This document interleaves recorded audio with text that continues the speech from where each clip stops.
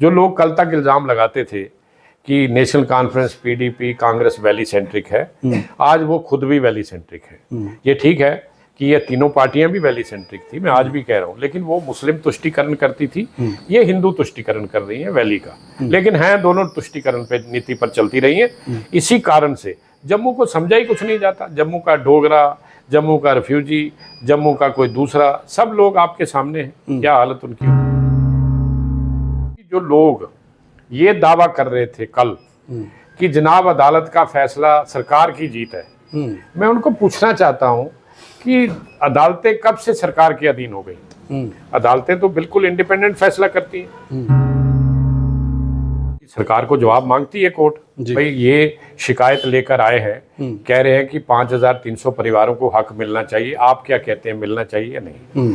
केंद्र सरकार ने तब ये कहा इस एफिडेविट में कि बिल्कुल गलत दावा है इनका, नहीं मिलना चाहिए, इसको डिसमिस कीजिए। अब जिनको दोबारा मैंडेट लेना है उनको ये सोचना पड़ेगा कि आखिर हमसे गलतियां कहाँ हुई हैं। आखिर अगर केंद्र ने भी कोई एफिडेविट इस तरह का दिया है तो उस अधिकारी ने क्या प्रधानमंत्री से या हमारे देश के कानून मंत्री से या गृह मंत्री से या जम्मू कश्मीर की सरकार से पूछ के दिया है? उसने कैसे हमारे विरोध कर दिया? देना उन्होंने है। अगर ताकत हमारे पास, देखें हम क्यों कहते हैं हमें पॉलिटिकली एम्पावर करो, इसका मतलब ये नहीं है कि मैंने विधायक बनना है। अगर मेरे 8 लोग विधानसभा में खड़े होंगे जनाब, वो चीजें रिकॉर्ड में जाएंगी। आज हम आपके सामने बोल रहे हैं, कल सड़कों पे नारे लगाएंगे, लोग भूल जाएंगे, लेकिन जो विधानसभा के अंदर या पार्लियामेंट के अंदर बोला जाएगा वो रिकॉर्ड में जाएगा।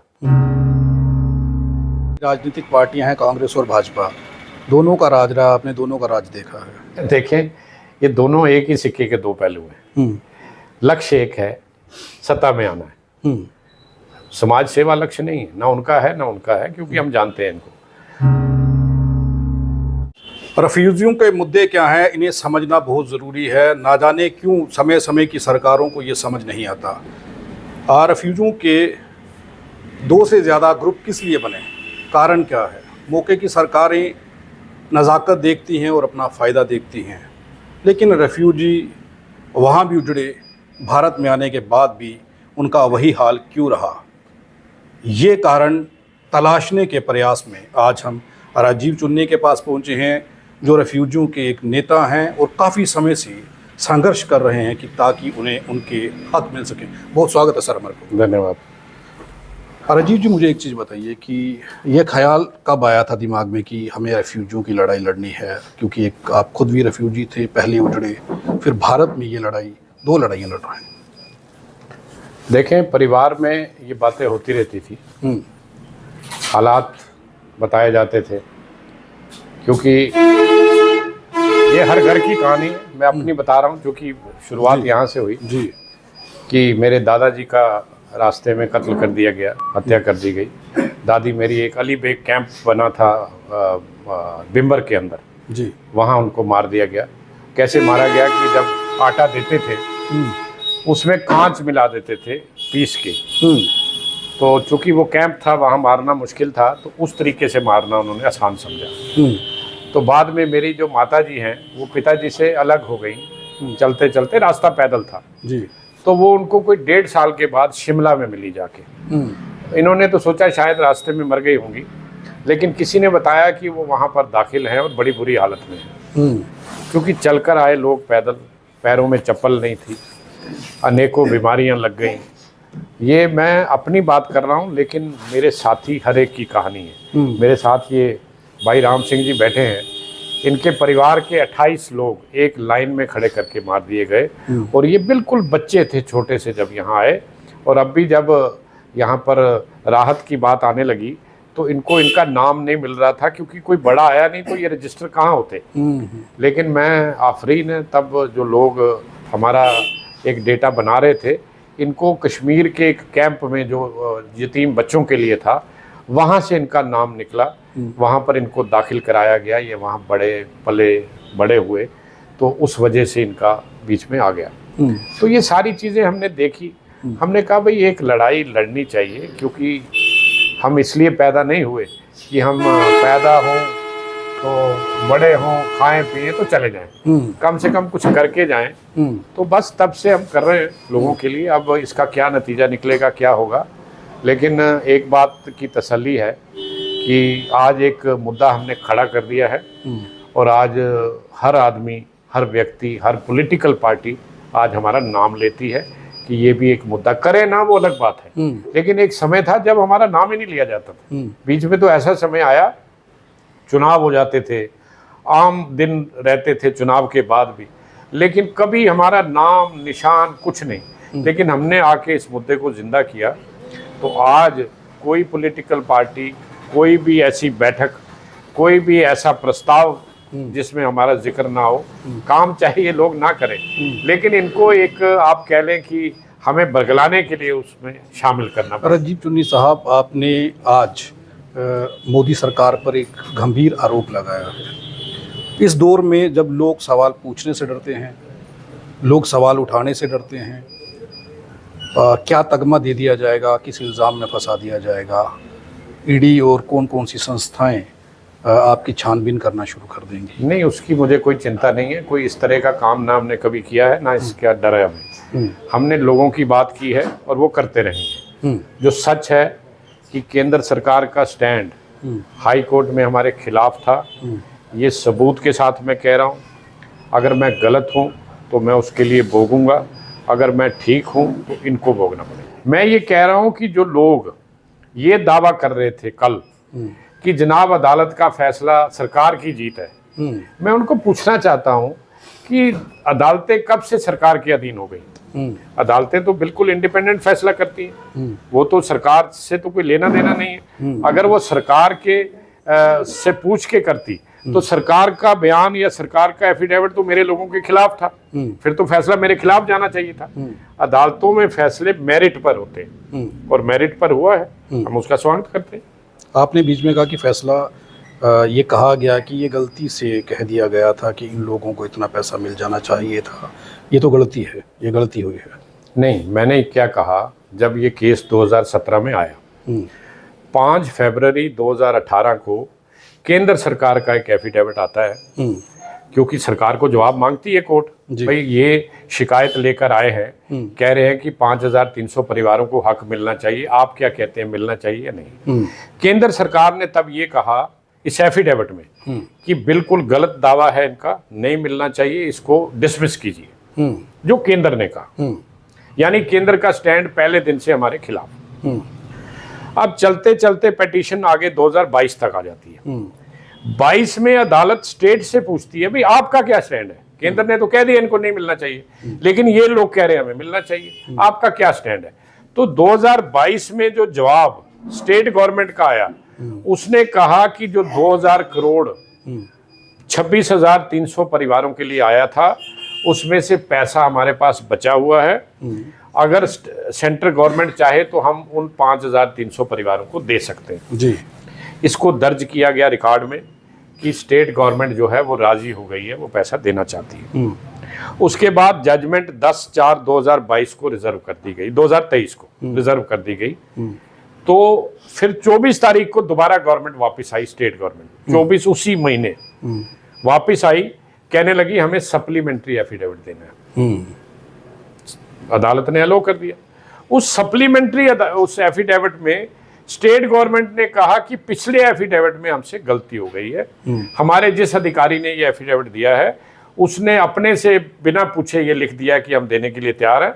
हमारा भी वही स्टैंड है जो सेंट्रल गवर्नमेंट का है कि इनकी पिटीशन डिसमिस होनी चाहिए, इनका नहीं बनता। कोई एक मुलाजिम ऐसा कर सकता है कि लिख के दे दें? ये हमें नहीं पता, इसका जवाब ये सरकार अपने अधिकारी से मांगे या वो अदालत में जाएं। लेकिन मैं आपको वो बता रहा हूँ जो ड्यूरिंग दी इस केस की पूरी जो चली है 7 साल तक, उसके दौरान जो कुछ हुआ है। लेकिन हमें दुख इस बात का है, अदालत ने तो मेरिट पे फैसला करना है, लेकिन सरकार ने वहां क्या स्टैंड लिया, और उस सरकार ने जिसको हमारे लोगों ने चुना है, अगर वो ये बात कहे कि इनका नहीं बनता, इसको डिसमिस करें, दुख होता है, तकलीफ होती है। उम्मीद क्या है सरकार से? देखिए, अब तो उम्मीद का क्या है, अब तो फैसला हो चुका है। अब फैसला टाइम बाउंड है, 6 महीने का समय है। 6 महीने के अंदर सरकार को करना पड़ेगा, नहीं करेगी तो अदालत की अवमानना झेलनी पड़ेगी। सरकार अगर ऐसा नहीं करती है तो राजनीतिक तौर पर नुकसान होगा बड़ा। आप कैसे देख रहे हैं, आपके लोग क्या करेंगे? देखें, मेरी बात सुने, हमारा काम है, हमारा धर्म है कि हम अपने लोगों की बात करें और जहां कहीं सरकार उनके साथ गलत कर रही है उसको भी लोगों तक पहुंचाएं, और ये आज आपके माध्यम से हम वही काम कर रहे हैं। तो देख तो सभी लोग रहे हैं। अब जिनको दोबारा मैंडेट लेना है उनको ये सोचना पड़ेगा कि आखिर हमसे गलतियां कहाँ हुई हैं। आखिर अगर केंद्र ने भी कोई एफिडेविट इस तरह का दिया है तो उस अधिकारी ने क्या प्रधानमंत्री से या हमारे देश के कानून मंत्री से या गृह मंत्री से या जम्मू कश्मीर की सरकार से पूछ के दिया है? उसने कैसे हमारा विरोध कर दिया? इसी तरह से जैसे यहाँ पर एक नया एफिडेविट लाया गया कि पुराने अधिकारी से गलती हुई है, अब नए ने गलती की है या पुराने ने की है, ये तो जांच का विषय है। आप एक चीज़ और कह रहे थे कि संविधान को सरकार नहीं मान रही है, कॉन्स्टिट्यूशन को नहीं मान रही है, उस हिसाब से नहीं चल रही सरकार। देखें, कॉन्स्टिट्यूशन क्या कहता है? इक्वेलिटी, ये तो हमारा प्रियम्बल है। अब इक्वेलिटी का मतलब ये है कि विस्थापित होता है। अब घाटी से आए हुए लोग जो हैं वो जिस तरह की सुविधा पा रहे हैं वो सारी दुनिया के सामने है। हम विरोध नहीं करते, उसका मिलना चाहिए। मैं कहता हूँ उतना हमें क्यों ना मिले, अधिक ना दीजिए, बराबर तो दीजिए, लेकिन वहाँ नहीं दिया जा रहा। हाँ जी, आपको नहीं देने का कारण क्या? देखिए, इसका कारण तो सरकार बता सकती है क्या कारण है। आप क्या मानते हैं? मैं समझता हूँ अपीजमेंट है।